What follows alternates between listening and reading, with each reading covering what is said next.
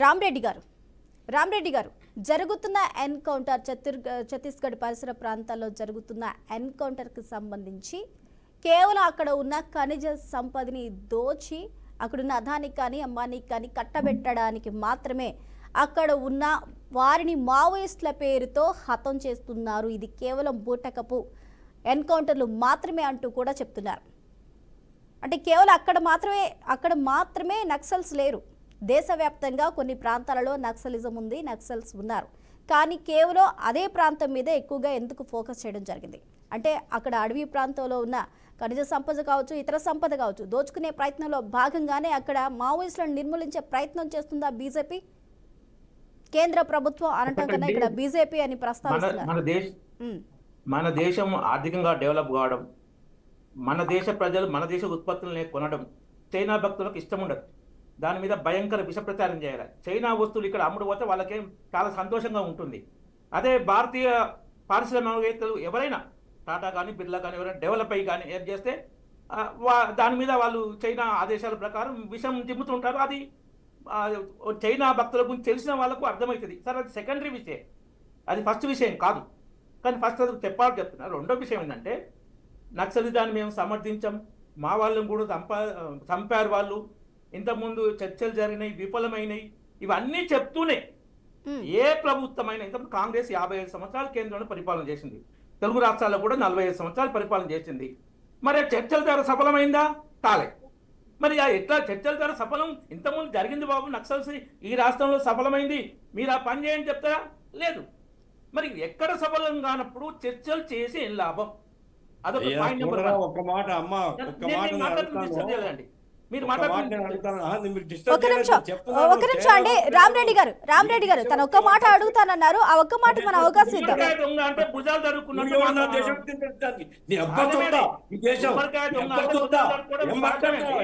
China భక్తులంట.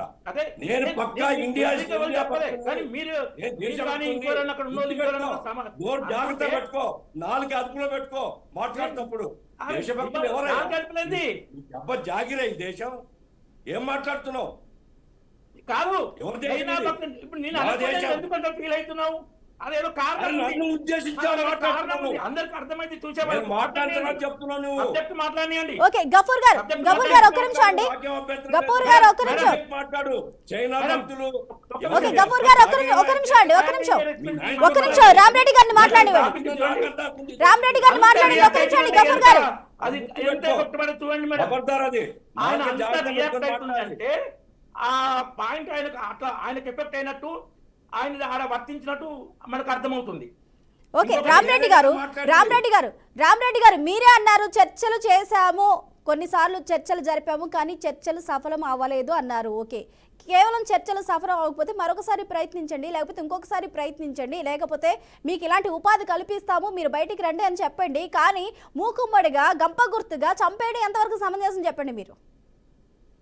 ఇప్పుడు రేపు ఆడ సివిక్ ఎలక్షన్స్ ఉన్నాయి ఛత్తీస్గఢ్ లో. ఆ ఎలక్షన్స్ లో ఎట్లా దెబ్బతీయాలి, ఎవరిని చంపాలని మీటింగ్ పెట్టుకుర్రు.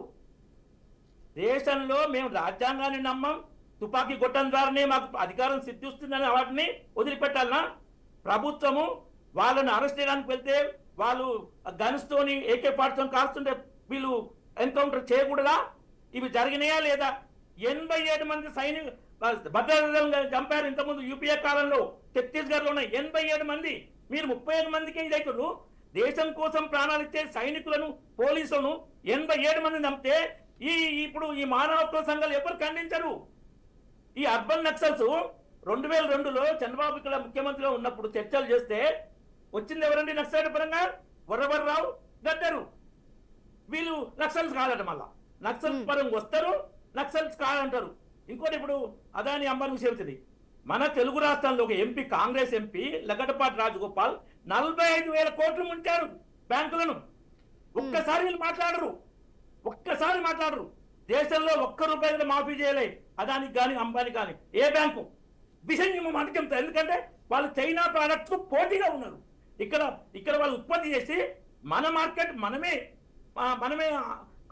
అంటే యూజ్ చేసుకోవాలి, విదేశీయులకు ఇవ్వకూడదు. చైనా కానీ ఇంతకుముందు వెస్టర్న్ కంట్రీస్ కూడా చాలా మల్టీనేషనల్ ఏజెన్సీస్ ఉండే, ఎవరు వాటి మీద ప్రచారం చేయలే. ఓకే అంటే ఓకే అండి ఓకే రామరెడ్డి గారు ఇక్కడ మీరు ఇంకొక అంశాన్ని తీసుకొచ్చారు. ఇప్పుడు ఆదానికి అంబానీకి సంబంధించి ఒక్క రూపాయి కూడా ఏ బ్యాంకు మాఫీ చేయలేదు అంటున్నారు. అది మీరు తెలిసి చెప్తున్నారా? 100% చెప్తున్నారా? నేను ఛాలెంజ్ చేసి చెప్తున్నా. ఓకే ఇంకోటి లగడపాటి రాజగోపాల్ 47,000 కోట్లు ఆ బ్యాంకును ముంచుండు. ఏ మీడియా కానీ ఎంత వచ్చింది చెప్పండి? ఈ నాయకుడు ఎవరైనా మాట్లాడింది ఇంతకుముందు? కాంగ్రెస్ ఎంపీ అప్పుడు ఆయన లోన్ తీసుకున్నప్పుడు. తర్వాత విజయ్ మాల్యాకు 7,000 కోట్ల లోపు కాంగ్రెస్ ఇచ్చింది లోను. 12,000 14,000 వసూలైనాయి. ఆయన మొత్తుకుంటూ లబోదిబో నాకు ఇచ్చిన 7,000 లోపే డబల్ వసూలు చేశారంటూ కూడా చెప్తున్నారు. బదనాం చేసింది బీజేపీ ప్రభుత్వాన్ని. ఇట్లా ఉంటాయి రాజకీయాలు. ఈ నక్సల్ చూసే మాట్లాడాలి. ముఖ్యమైన విషయం ఇప్పుడు రాజ్యాంగాన్ని లెక్క పెట్టకుండా తుపాకులతోటి ప్రజలను ఏంటంటే వీళ్ళు పోలీస్ ఏజెంట్లని చెప్పి అడ్డగోలుగా మొన్న చంపారు ఒక సర్పంచ్ను ఎలక్షన్ లో పోటీ చేస్తున్నాయను. మరి దాని మీద ఎవరు మాట్లాడలే. అంటే ప్రజాస్వామ్యం ఉండాలనా వద్దా? నక్సలిజమేనా? ఓకే ఓకే అండి రామరెడ్డి గారు ఒక్క నిమిషం అండి. రామరెడ్డి గారు ఒక్క నిమిషం హోల్డ్ అవునండి.